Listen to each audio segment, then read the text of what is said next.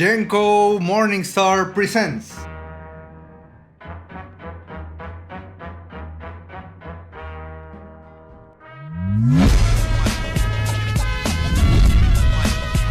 Kairos Comics.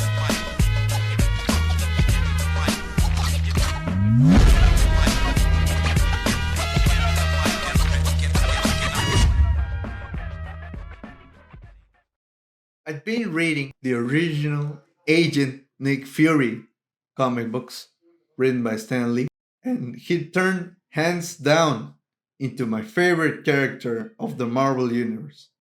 But today, I've stopped liking him, and not any version of him, but my introduction to the character. The Marvel Ultimate Alliance 1 Nick Fury. I can't say the same for Ultimate Alliance 2's Fury, since he's more trustworthy, but in the first game, he's gentle, never insults you or judges you. He even guides you, and is always willing to help you. But what does he say by the end of the game? But with the danger past, our task force must be disbanded. This particular comment of his means he will not have your back any longer. You can expect no more from me. That's the reason the team leaves disappointed. After all, the man who put them together as a team now wants to brush them aside.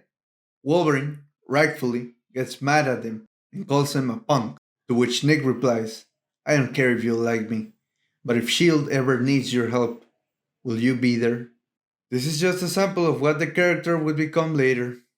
Stan Lee's Nick Fury, however, was always reprimanding his men.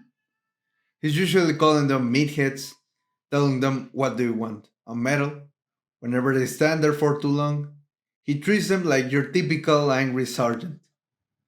And simultaneously, he appreciates them a whole lot, speaks well of them to third parties, considers them the best of the best, and always prioritizes them over everything else.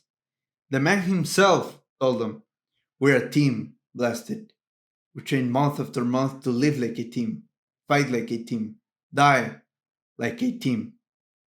When a shield experimental weapon has to be tested with humans, there's a high chance of dying. He doesn't send anyone else to do it, he does it himself.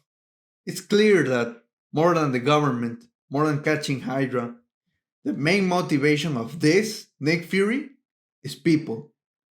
If you give him a hug, well, he'll probably get mad at you and push you away rudely. But at the end of the day, if you don't yield and back shield, he's always gonna have your back and be willing to protect you. Hell, he'll even consider your feelings from time to time.